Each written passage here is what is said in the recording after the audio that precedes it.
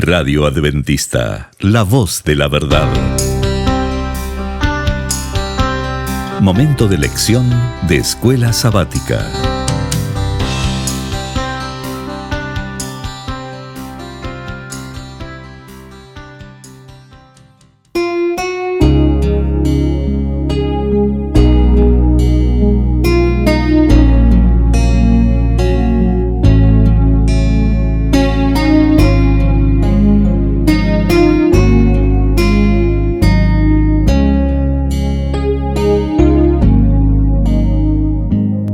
Muy bienvenidos amigos y hermanos al estudio diario de lecciones de Escuela Sabática. La palabra de Dios dice: mas buscad primeramente el reino de Dios y su justicia, y todas las demás cosas vendrán por añadidura. Por eso, a partir de este momento, Radio Adventista, la voz de la verdad, te invita a mantener la sintonía del cielo para que puedas escuchar y comprender el estudio de hoy con nuestro hermano Humberto Cativo. Muy buenos días, mis queridos hermanos y amigos. Nuevamente estamos con ustedes a través de Radio Adventista, la voz de la verdad. Su iglesia adventista de Mid-City os saluda para que podamos estudiar juntos la lección de hoy día, miércoles 2 de febrero. Y el título para hoy es Un sacerdote eterno. Oremos. Dios y Padre que mora en los cielos, alabado sea, Señor, su santo nombre. Gracias, Dios mío, por su grande amor y misericordia para con nosotros, pecadores. Gracias porque tenemos un sumo sacerdote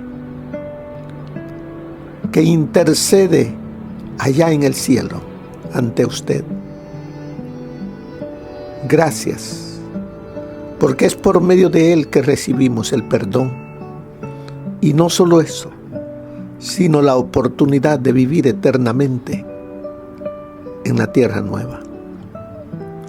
Suplicamos, Señor, sabiduría para estudiar esta lección. Háblenos, se lo suplicamos por los méritos de nuestro Señor Jesucristo. Amén. Un sacerdote eterno, un intercesor eterno, un abogado eterno.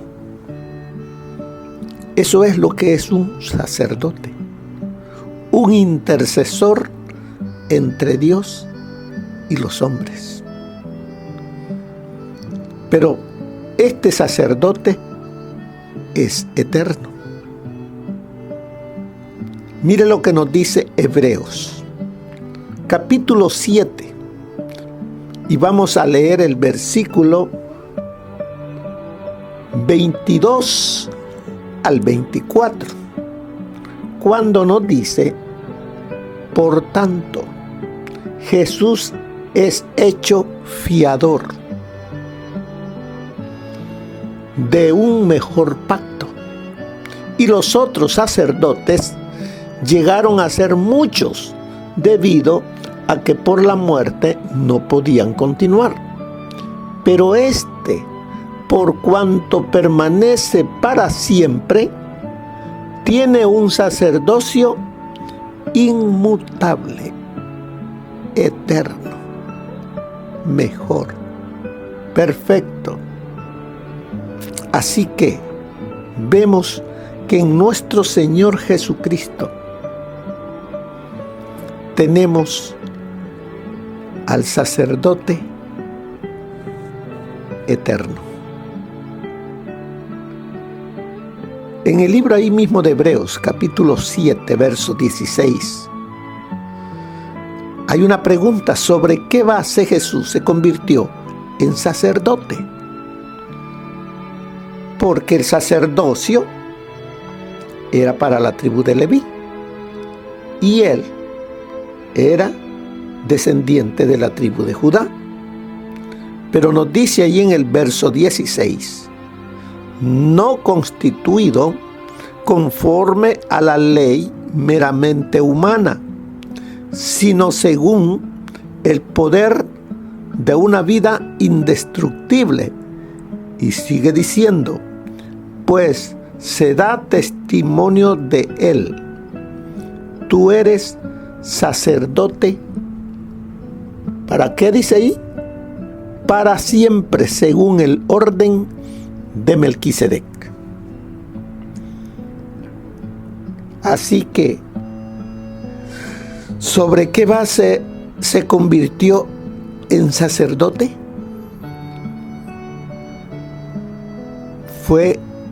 La base es que él tiene una vida indestructible y él fue hecho sacerdote para siempre. ¡Qué privilegio para nosotros! El tener un sumo sacerdote que nos comprende, eterno, todopoderoso, que está ante nuestro Padre Dios, intercediendo. Como vemos aquí, la lección dice: Jesús recibió el sacerdocio sobre la base de una vida indestructible y porque tiene un ministerio eterno. Eso es la base de por qué Jesús es nuestro gran sumo sacerdote, porque Él tiene una vida indestructible, porque Él es Dios, porque Él es eterno. Esa es la base. Porque de tal manera amó Dios al mundo. El amor de Dios por la humanidad, por ti y por mí, para que vivamos una vida como Él la creó al principio para nosotros. Él ha dejado este camino, esta verdad en Cristo Jesús, porque Él dice que Él es la vida. Las implicaciones, sigue diciendo, de estos hechos son asombrosas. Significa que el ministerio de Jesús nunca será superado. El ministerio de Jesús es a donde iban a llegar todas las enseñanzas, todos los tipos, porque todo prefiguraba al Señor Jesús, al ministerio de Él. Por eso dice allí que nunca será superado, porque todo prefiguraba el ministerio que Él vendría a realizar cuando viniese a esta tierra. La salvación que ofrece Jesús es total y definitiva. Llega a los aspectos más íntimos de la naturaleza humana. Así de que la salvación que el Señor Jesús nos ofrece es total y definitiva. Por eso es que Él nos dice allí en Hebreos 4:16, acerquémonos pues confiadamente al trono de la gracia. Acerquémonos. ¿Por qué? Porque Jesús ofrece salvación total y definitiva. Jesús salva por completo, eterna y perpetuamente. Él nos llama a Él: venid a mí. todos los que estáis trabajados y cargados, venid a mí. Yo os haré descansar. El llamado Él nos lo hace de diferentes maneras. También dice que la intercesión de Jesús ante el Padre involucra todos los beneficios otorgados bajo el nuevo pacto. O sea que el Señor Jesús está intercediendo allá en el cielo para otorgarnos todos los beneficios. ¿Y cuáles son todos los beneficios? Salvación, perdón, salvación, vida eterna. Esos son los beneficios eternos. Pero tenemos que ir a Él.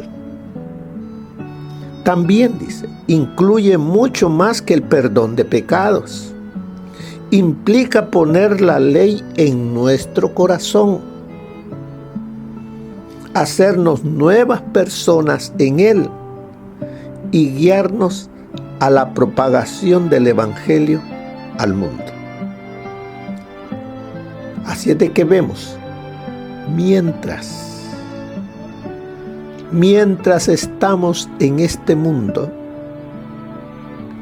de pecado, el Señor nos ha perdonado, nos ha limpiado de todo pecado cuando hemos venido a Él. También dice, implica poner la ley, su ley, la ley moral, en nuestro corazón, para que andemos en vida nueva, porque el que está en Cristo, nueva criatura es. Las cosas viejas pasaron, y el que tiene a Cristo, el que ama a Cristo, dice, si me amáis, guardad mis mandamientos. Así que Él coloca dentro de nuestra mente su santa ley para que la amemos, la obedezcamos y vivamos en obediencia a nuestro Creador. Además de eso dice, hacernos nuevas personas en Él. Nacemos de nuevo cuando el Señor Jesús llega a ser el Señor y Dios de nuestra vida. Y además de eso, nos capacita y nos da el privilegio de que seamos portavoces de Él mediante la propagación del Evangelio eterno al mundo. Es un privilegio. Debemos entonces hacer uso de ese privilegio, predicando, enseñando, hablándoles a otros de nuestro Señor Jesucristo. Al ser uno con Dios y con los seres humanos, Él nos representa ante el Padre. Cuando Él ascendió al cielo, Él llevó consigo la naturaleza humana, pero una naturaleza humana perfecta, como la que Él nos dará cuando Él venga por segunda vez. Porque dice que seremos transformados en un abrir y cerrar de ojos los que estemos vivos. Pero los que resuciten, resucitarán con la naturaleza ya perfecta. Pero Él ahora, allá en el santuario celestial, Él tiene la naturaleza humana en sí. Por eso Él dice que al ser uno con Dios y con los seres humanos, Él nos representa ante el Padre. El Padre ve en Él a la naturaleza humana, a la raza humana, que Él creó, que Él ama y que dio a su Hijo para que pronto podamos estar en ese mundo sin pecado que Él anhela que pronto esté. También nos dice que ese sacerdote eterno, al ser quien ofreció su vida en sacrificio, Jesús tiene un favor inexpugnable ante Dios, ante el Padre. No hay otro, solamente Cristo Jesús, porque Él ofreció su vida, dio su vida en sacrificio. Ahora veamos Hebreos 7:22. Y la pregunta es, ¿qué es Jesús en relación con el nuevo pacto? Dice Hebreos 7:22, por tanto, Jesús es hecho fiador de un mejor pacto. Esa palabra, fiador. ¿Cuándo es que nosotros buscamos un fiador? Cuando no podemos pagar, no nos alcanza. Queremos comprar algo de valor. Se nos pide un cosigner, un fiador. Porque si yo no pago el cosigner o el fiador, a él se le cobrará y él tendrá que pagar. Y como nosotros no podemos pagar la deuda de nuestro pecado, Él se constituyó fiador mío, tuyo. Y a Él se le cobró mi deuda. Él la ha pagado. Jesús, como dice ahí, es la garantía del nuevo pacto, porque Dios juró que Jesús sería sacerdote para siempre. Es muy fácil pasar por alto la importancia de este juramento, porque vemos aquí que Dios juró que Jesús sería sacerdote para siempre. Es muy fácil, dice, pasar por alto la importancia de este juramento, que nosotros lo tomemos así a la ligera. Pero Pablo ya se había referido a los juramentos que Dios le hizo a la generación del desierto y a Abraham. La diferencia entre esos juramentos y el juramento que Dios le hizo al Hijo es que aquellos juramentos fueron hechos a seres humanos mortales. ¿Qué diferencia hay entre juramento a seres humanos mortales y el juramento que Dios le hizo a Jesús? Vemos que la generación del desierto y Abraham mismo, seres humanos mortales, ellos nacieron, crecieron y murieron. Y hasta ahí llegaba el juramento. Pero el juramento a Jesús es diferente, porque Él es eterno, Jesús es eterno. El juramento con Él sigue. Aquí lo dice.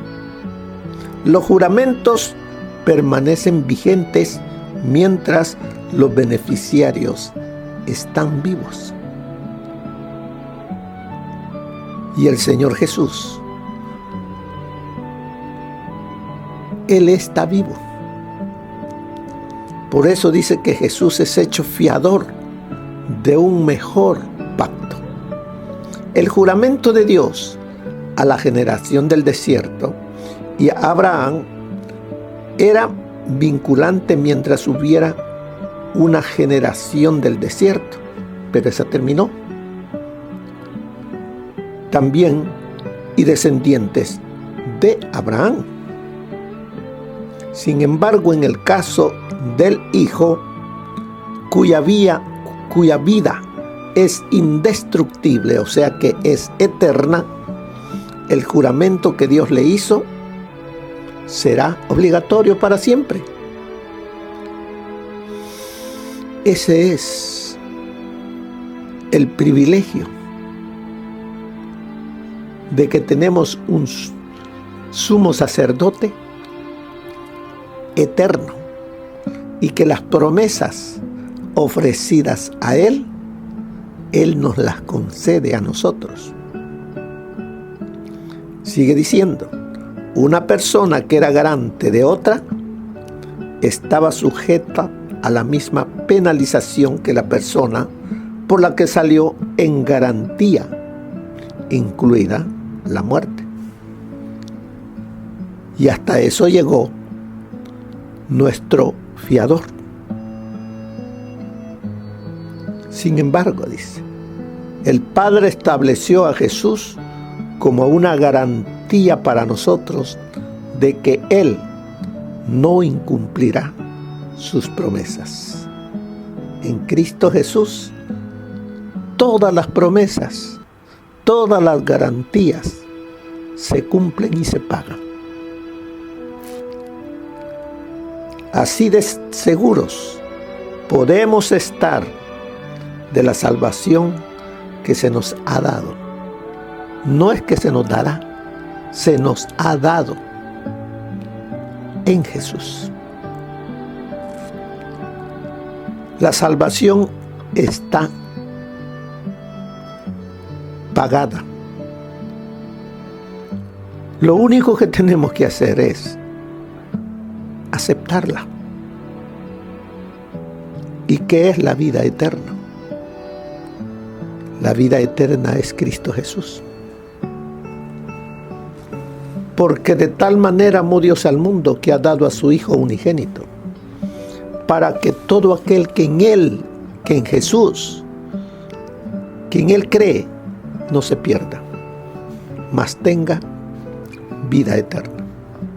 Veamos lo que nos dice el espíritu de profecía para el día de hoy. El sacerdote cumplió la ceremonia oficial. Estamos allá en el templo de Jerusalén, cuando José y María llevan al niño. Así es de que el sacerdote cumplió la ceremonia oficial. Tomó al niño en sus brazos y le sostuvo delante del altar. Después de devolverlo a su madre, inscribió el nombre Jesús en el rollo de los primogénitos. No sospechó al tener al niñito en sus brazos que se trataba de la majestad del cielo, el Rey de gloria. No pensó que ese niño era aquel cuya gloria Moisés había pedido ver. Pero el que estaba en los brazos del sacerdote era mayor que Moisés. Y cuando dicho sacerdote registró el nombre del niño, registró el nombre del que era el fundamento de toda la economía judaica. Este nombre había de ser su sentencia de muerte, pues el sistema de sacrificios y ofrendas envejecía.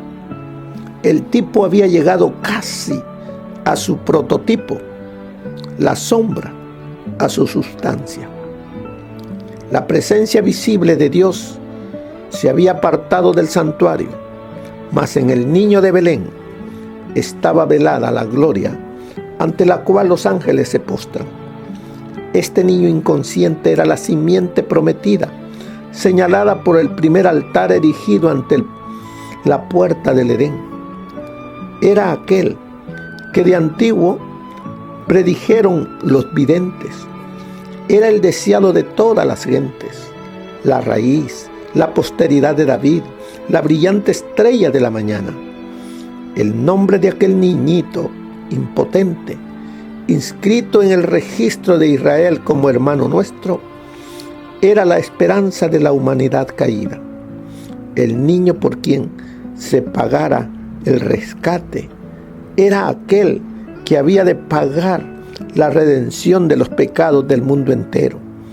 Era el verdadero gran sacerdote sobre la casa de Dios, la cabeza de un sacerdocio inmutable, el intercesor a la diestra de la majestad en las alturas.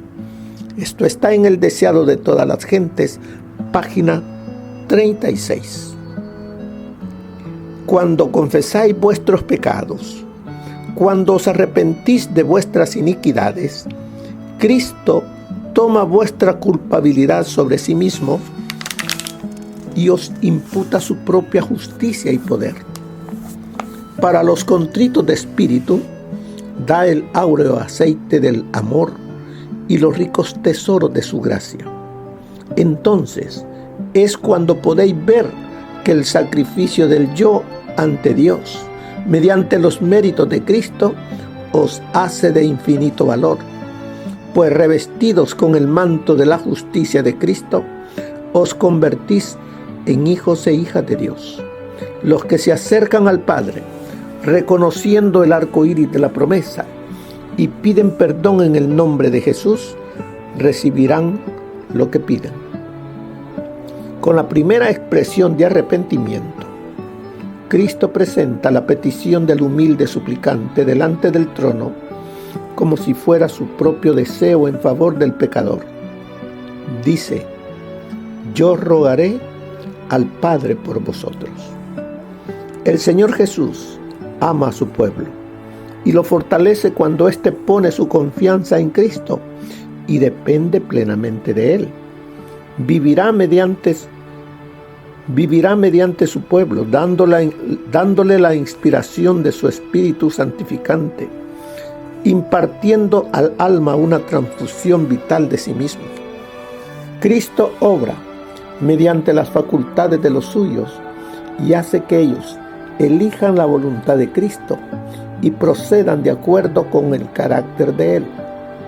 Entonces, ellos dicen con el apóstol Pablo: con Cristo estoy juntamente crucificado, y ya no vivo yo, mas vive Cristo en mí, y lo que ahora vivo en la carne lo vivo en la fe del Hijo de Dios, el cual me amó y se entregó a sí mismo por mí. Eso está en A fin de conocerle, página 78. Así que, mis queridos hermanos, acerquémonos confiadamente al trono de la gracia, donde está nuestro Rey Sacerdote, allá en el cielo, nuestro Señor Jesucristo, intercediendo por todo aquel que reconoce que Él dio su vida y le acepta como su Señor y Salvador. Usted dirá: ya lo acepté, ya me bauticé. Entonces, permita que Él reine en su vida, guarde sus mandamientos, y de esa manera tendrá acceso mediante Él a la vida eterna. Que el Señor les bendiga, hermanos. Que pasen un feliz día. Amén. Gracias por habernos acompañado en el estudio de hoy de Lecciones de Escuela Sabática. Te esperamos para nuestra próxima transmisión aquí por Radio Adventista, La Voz de la Verdad. Y recuerda sintonizarnos siempre. También puedes encontrar estos audios en nuestro canal de YouTube. Búscanos como La Voz de la Verdad. Allí encontrará estos audios. Que tengas un feliz día. Te esperamos para la próxima.